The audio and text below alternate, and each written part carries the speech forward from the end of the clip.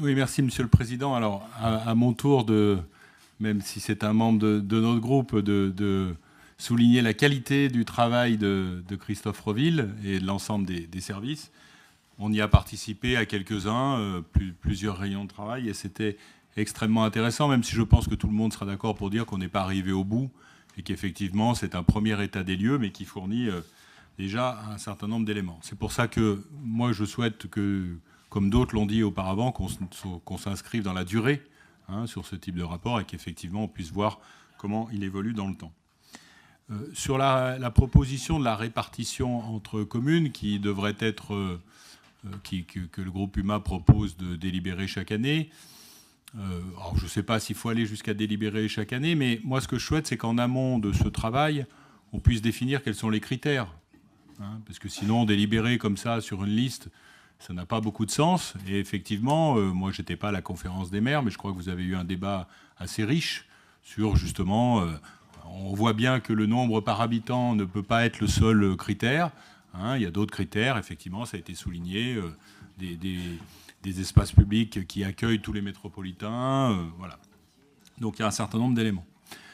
C'est un outil aussi pour s'interroger, et je reprends un petit peu à mon compte la remarque de Vincent Fristo, puisque j'ai eu la mauvaise surprise de découvrir que Fontaine était, entre 2017 et 2022, la commune qui avait le moins de dépenses d'espace public par habitant. Je ne pense pas que ce soit la commune la plus riche de la métropole. Je ne pense pas non plus que c'est la commune qui a le moins de charges de centralité. Alors bon, nous n'étions pas, nous, aux commandes, peut-être Jean-Paul Trovero pourra intervenir. Je ne sais pas pourquoi il y a eu, en moitié, puisque la période c'est 2017-2022. Bon, je ne sais pas pourquoi il y a eu si peu d'investissement sur cette commune, mais c'est vrai que ça interroge. Et je crois qu'il faut effectivement prendre ces interrogations. Je pense qu'il faut aussi que ce soit un outil pour sortir de la méfiance. Moi, je veux pas qu'on élude ici les vrais débats quand même. Je pense que si cette mission elle a été demandée, c'est parce qu'il y avait une méfiance. Et je pense qu'au regard de ce que j'ai entendu ces derniers temps, la méfiance n'est pas totalement levée. Et je pense qu'effectivement, ça doit être un travail qui doit nous permettre de sortir de la méfiance pour qu'on n'ait pas l'impression que... il y a des communes qui en retirent plus que d'autres, etc. Je reprendrai la formule de Bertrand Spindler. Effectivement, il faut que nous fassions métropole.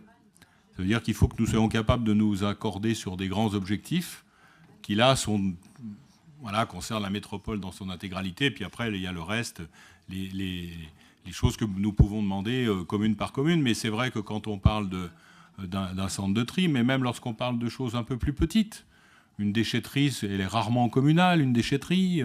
Un centre technique, il est rarement communal. Enfin, il n'est même jamais communal, le centre technique, puisque c'est les secteurs d'organisation de la métropole.